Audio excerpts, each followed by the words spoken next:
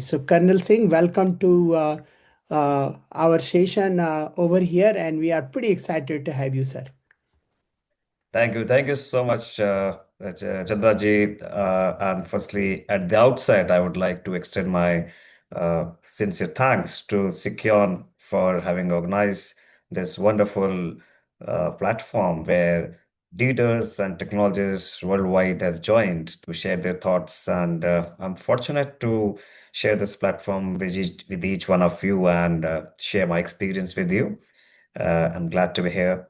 And the topic that I chose after having a discussion with Chandraji, so I was a little skeptical about what should be I talking about because today every conference that you go, people are generally uh, talking about a lot of technology platforms which are evolving, how to deploy them, see mixed yeah, while they really form an important backbone of the entire security operations. Yet I believed that we, as senior leaders of cybersecurity, as technologists like Chandraji himself, who has built such a wonderful platform which is protecting so many critical infrastructure worldwide. So I thought this topic is pretty relevant over here for the audience who are coming from such a background where most of you are technologists or security leaders. So first of all, my very warm good morning, good evening, and good afternoon from people joining from all over. And I believe this today's era, since we all are representing different organizations and different geographical regions, so we are more than any other representative. We are the custodian of global systems, be it energy grids, be it aviation networks, banking ecosystem, healthcare platforms, or telecom backbone, or any other digital public infrastructure. These are the infrastructures which are really an essential element of any nation and binds together our economies and societies. And today, in the era of fifth dimension of warfare, where cyber domain is one of the warfare domain, and you look at any part of the world which are right now in the war zone, cyber domain has been exploited widely when it comes to having established superiority over the adversary nation. Without firing a single bullet, one nation can bring its adversary on its knees by just utilizing or weaponizing this cyber as a weapon and then attacking to the critical infrastructure and crippling the whole system, crippling the economy of the country, crippling the complete ecosystem of the country. So this cyber crisis management is something which every now and then, every day, people are dealing with. And especially when it comes to critical information infrastructure, which is an asset of national importance, it becomes all the more relevant for us to discuss about cyber crisis management, especially when the AI has taken a front seat and a lot of not only the technologists or the defenders are using AI, but our attackers are a step ahead of us at times, and they are using AI to have very sophisticated kind of attack, leaving no traces and making their scripts autonomous and learning on the fly and then changing the modus operandi and trying to evade the security systems. So it's a national concern. In fact, it's a global concern. It's really imperative that if a disruption in one part is happening, it probably can have a ripple effect in the other parts of the world. So all of our equally responsible. It's a shared responsibility to talk about it, to be prepared about it, because cyber risks are borderless, adversaries are globally distributed, and AI has really changed both the speed and also the complexity of attacks. So the question remains that regardless of geography, wherever we are, how do we really build a world where critical systems can withstand large-scale cyber crisis and they should be equipped to recover swiftly because AI accelerates not only in innovation, but the way AI is being utilized for exploitation of vulnerabilities. So we need to be really, it's a race, it's a continuous race, and we need to be ahead of our adversaries.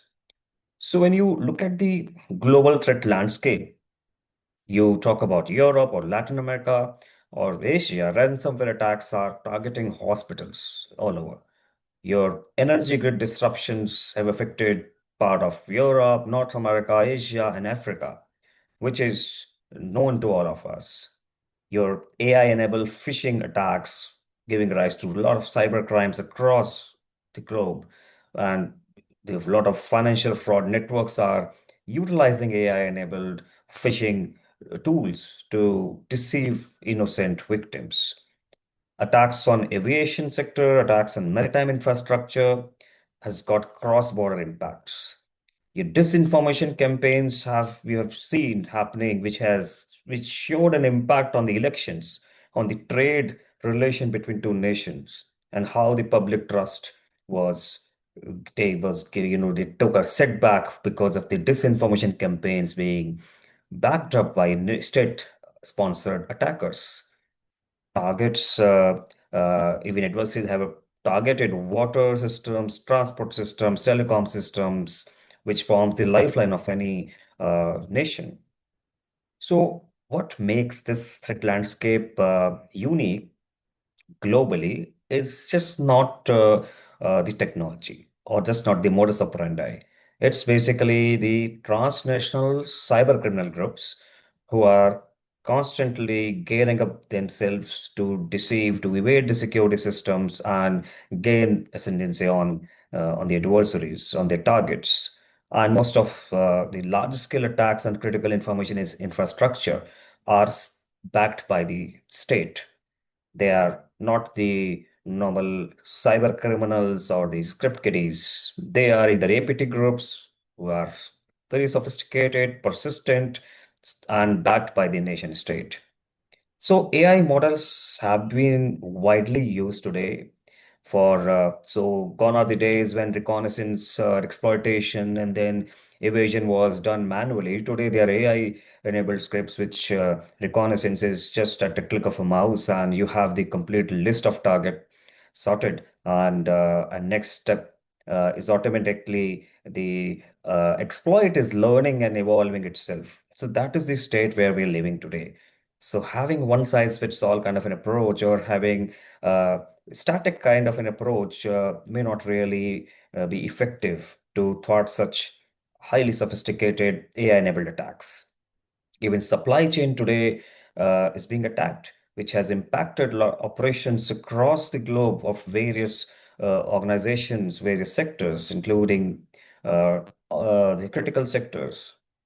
So this has really become a big challenge. How do you address this? Because the systems are interdependent. They're intertwined systems. Your cloud platforms, your on-prem platforms, your applications running. There are a lot of cross function movement of data, sharing of APIs, sharing of various applications across the globe. Your a lot of in the latest news you would have seen even today the undersea cables, the satellite communications are also vulnerable when it comes to critical information infrastructure.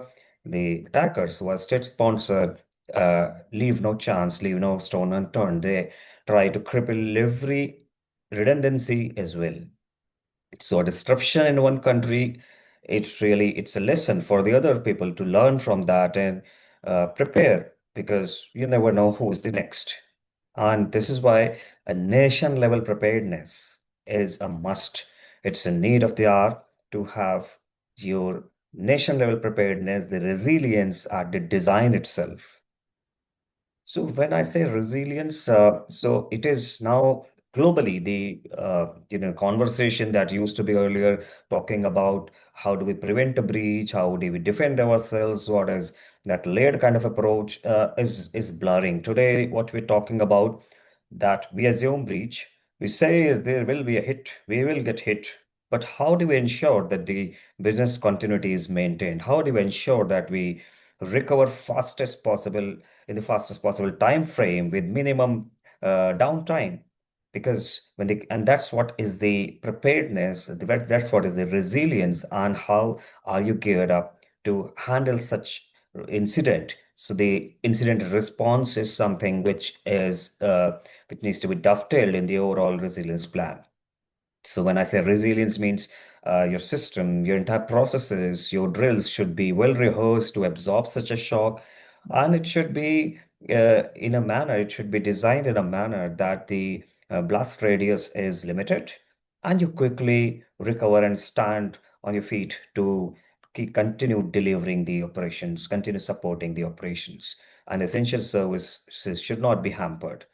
And it does need a lot of coordination when it comes to any country. You have a lot of regulatory compliances, you have a lot of nodal agencies at the government level where you, in case of an incident, you have to comply to certain policies, certain adherence to certain mandates that you need to report to certain organizations like your CERT organizations in every country, any organization facing a breach or an incident has to report that breach to the national sort, and there are a lot of sectoral regulatory compliance bodies to whom you are responsible to report and share the breach information and about this complete incident root cause, and thereafter one has to even also comment in case if it is the asset is of national importance, then you are accountable, you are answerable to the government as to why it has happened, what is the extent of damage.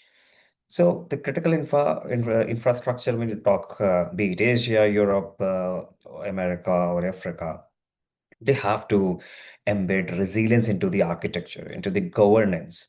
And when I say governance, I mean often we lose sight of our procurement that we do. So that when I said supply chain for any critical infrastructure, it's very essential part. From where are we getting the technologies, be it softwares or the hardware appliances? How reliable is there any trusted body in the government who is certifying them that they're bug free and they are reliable enough to be inducted in national infrastructure, national telecom infrastructure, or such like critical infrastructure. So resilience is a global common denominator, I would say, which transcends all politics, all geography. Today, in this new geopolitical era, things have the world order has changed. You would have seen a lot of attacks which cannot be which really doesn't qualify to be called as attack, but disruption of services of one big organization, a critical organization, because of the technology which was being used is its origin is from a specific region, and because of the geopolitical strenuous relationship with other country, even the technology OEM, uh, sometimes they take sides, and it has we have seen technology OEMs taking sides and crippling the whole system. Uh, that's really something, an alarming situation where we as security owners, the custodian of critical assets, really need to think before inducting any technology. We need to even study about what kind of geopolitical impact it may have if there is a change in the world order and there's a change in the kind of proximity or collusivity to any nation. So it does have a lot of strategic impacts.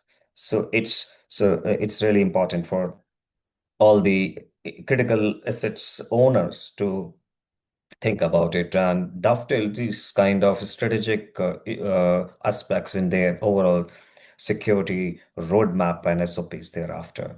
I would also always I emphasize that a lot of attacks which have been structured in the playbooks, the kind of use cases based on which your system has been calibrated in terms of putting the security controls and the rule set in this technology to defend against attack are based on certain use cases which are known to you. But in the era of AI-enabled malwares, you cannot really predict the cyber kill chain. it has to be tested, it has to be simulated in an environment and then see the impact. Because if there is one capability that consistently strengthens the nation across all region, it is simulation. So it plays an important role because simulation and wargaming globally have been being used very as a very effective tool to prepare yourself to realign or restructure your security strategies. Your real attacks will evolve in a manner which is unpredictable. So unless you simulate and do a kind of a wargaming, it's difficult to have a very realistic kind of defensive strategy. And AI-enabled threats will really move faster than manual response processes. So senior leaders really get such an exposure to, especially decision makers, to see how a full-blown crisis looks like. And often I've seen when a crisis takes place, it's a chaotic situation. Your decision makers are finding it difficult to take a call whether to cut the cords, whether to continue the operations. And the people at the tactical and operational level, it's very difficult unless they have rehearsed and realigned their playbooks and crisis management drills. It's difficult for them to even understand who should be that first person, whom should I call once an incident takes place. Even that is the level of chaos and confusion which I've seen happening. So unless you simulate situations, you do wargaming involving all these senior leaders, stakeholders, and then see how the flow of information takes place, how the communication takes place, interagency communication, inter-organization communication, even the OEM and service providers and the users and the owners of the assets. There's a lot of communication required when the crisis takes place. We've seen this happening in a couple of crises which were seen to have global impact last year. So as a CIA operator, you need immense experience of in terms of handling the crisis management, which can only come by having uh, more and more simulation cyber wargaming exercises to simulate a full scale crisis, because you're and also in encompassing your geopolitical aspect within this. It allows a lot of government sector regulators, technology partners, critical sector operators. This cyber wargaming really helps them in having a realistic kind of a cyber strategy. It exposes the gaps which even an audit cannot uncover. So that's the importance that I give to simulation and cyber wargaming. Today, even misinformation is being used as one of the very effective tool by the adversaries to disrupt the nation, the critical assets or the situation in a nation. It can bring a lot of unrest to a nation by just spreading the misinformation. Now, no technology can fight a misinformation. It is more awareness which can only prevent users from getting misled by the misinformation. So the countries who are having very strong wargaming kind of a program with good cyber crisis management drills, having a lot of awareness at every level, they are the one who recover faster from incidents, and they really are aware in terms of the actions that they're supposed to be taken and taking at every level in the ecosystem to respond to the incident, to recover faster and build resilience into the system. So it can have, for example, a lot of in critical sector, a lot of IT and OT assets are there. So there is certain amount of coordination required, because most often you will hear that OT works as a standalone, as a air gap system. That's a myth, because a lot of maintenance activities, a lot of troubleshooting activities, there are OEMs sitting somewhere else on the globe, and the user having the assets which need some immediate resolution of some trouble, and they take help of the OEM engineers who are sitting some other part of the world. They need remote access to fix the error. So if that is the case, then where is the air gap? Though it appears that air gap is was jumped just for the moment, and they were immediately, they unplugged the internet. But that's not how it works. We all know. Once, if the air gap has been breached once, and then you eventually say that it's no longer there. But during that window, if I have an AI-enabled malware, it will sense when it is connected on the net, when it is not connected on the net, and it will accordingly evolve. And the moment it senses the connectivity, it does what it is designed to be doing. So it needs really great amount of coordination amongst the OT, IT, and security team in terms of having the complete understanding of the attack surface and the attack kill chain. So there can be the situation where one simple manual or just man-made mistake can just lead to a cascading effect. An attack started from the energy sector, transcended into telecom sector, transport sector, because these AI-enabled malware, they evolve themselves so fast and autonomously that before somebody detects in one sector, by then the malware has already reached into another sector. So, and adversaries are really exploiting this kind, even in the state of geopolitical tension. This is one such tool, AI-enabled malware and such like APT attacks or attacks on the critical information infrastructure, which is being used as a very, very potent weapon to cripple any country. And still, it is difficult for people to attribute it to some nation because that's how smartly it is done anonymously, leaving no traces to trace back to the origin of attack. So yes, having said that, there is a requirement of complete coordinated, well-rehearsed drills and SOPs in place, not just the SOP on pen and paper, but the realistic one, well exercised with the wargaming. And it's all about the coordination amongst different stakeholders, different functions, different organizations, and regulatory bodies.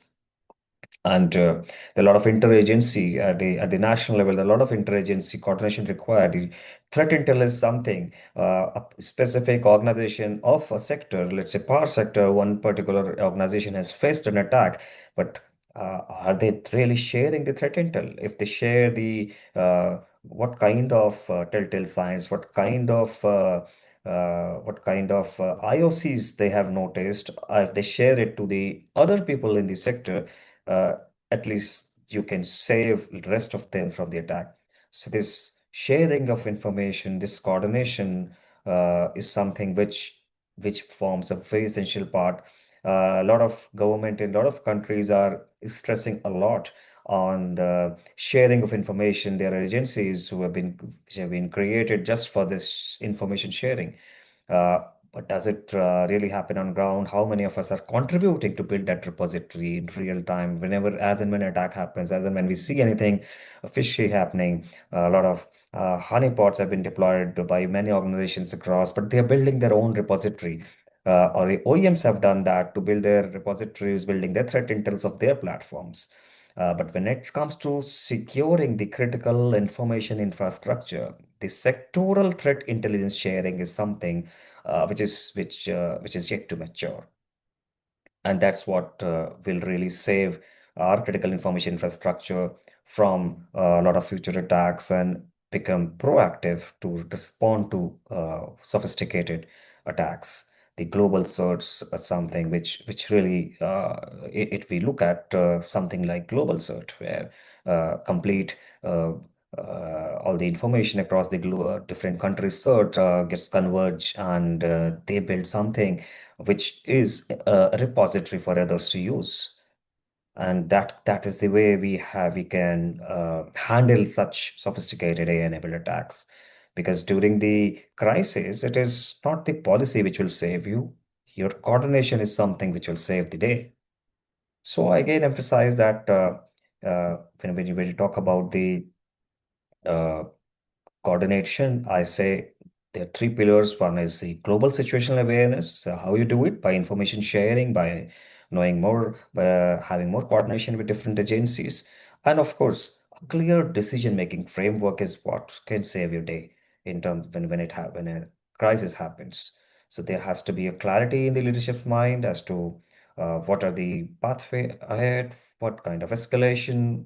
This needs to be predefined and pre-rehearsed, and of course, you need to harmonize your recovery playbooks as well, just not the playbook for configuring the rule sets in the system, but your recovery playbooks are something which are very important for this interconnected system, because one system getting crippled may have ripple effects to rest of the system. So how do you recover fast as possible? And that can only happen if you know what is critical to you, and how can you make sure that the most critical function of the complete business get recovered faster, and then you take care of rest of the systems. But that identification is something which is continuous thing. It may today system ABC are important, tomorrow because of the business need system D has also become critical.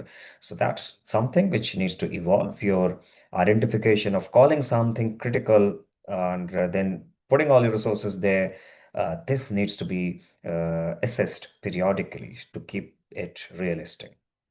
So we need to really build a national level preparedness in this globalized digital world.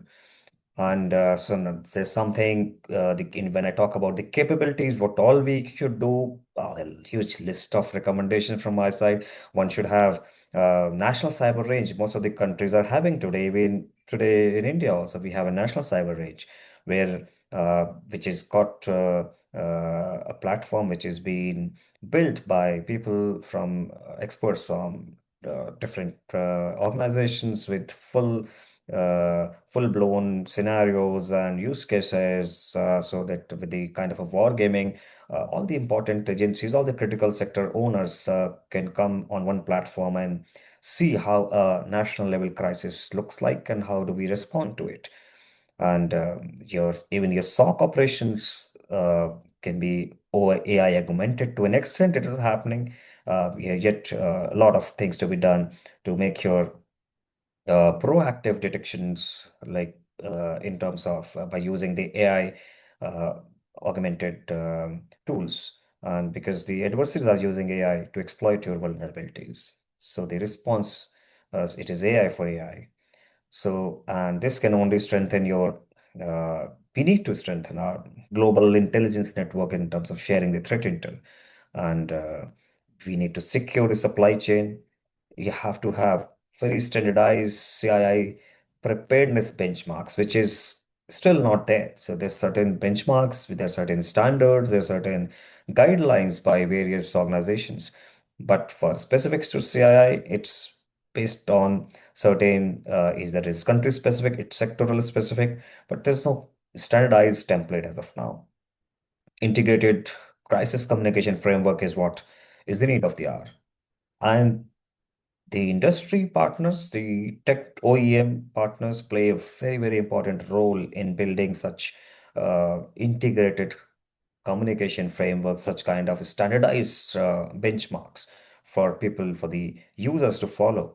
And then they give a feedback, and then technology OEM build more intelligent systems to have better response mechanism and crisis going to handle the crisis when the attacks are sophisticated in the AI era. So industry and global technology providers must participate in global cyber war games. They happen at various parts of the world. And obviously, investment in resilient architecture is something which cannot be overruled. And real-time threat intel, your defensive capabilities have to be AI driven. They most of them in the cases where you need human intervention for decision making, but still very very a mundane kind of thing or something where which doesn't need human intervention, but what matters is the quick decision making has to be AI enabled. And lot of platforms today are coming with AI capabilities, and but in the critical assets, it cannot be solely left for a decision to the AI. There will be human intervention, but yes, AI can always give you options and you choose the best one. So, at the end, I would like to sum it up that in the AI-driven era, our adversaries will be ruthless, they will be relentless, very adaptive and opportunistic. Every critical asset in the world will come under attack, but how we are prepared to respond to such an attack and recover fastest is what need to work on. We have something far stronger than our adversaries, which is our ability to anticipate what could happen next, our ability to simulate, coordinate, and respond with clarity and coordination. So, cyber crisis management is, I would say, is not only a technical discipline, it is a strategic national capability. And today, all nations are working towards building this as part of their overall national security strategy. India is one of them. So, by embracing resilience, simulation, wargaming, and coordinated response, we can ensure that our critical infrastructure and our nation remains secure, stable, and future ready. Thank you so much for listening to me. Yeah. Thank you, Colonel Singh. It was like really honored to have you. And I think wealth of the information and the requirement, as well as what is happening around the globe, what you shared, that's like enlightening for each and every one of us on this call.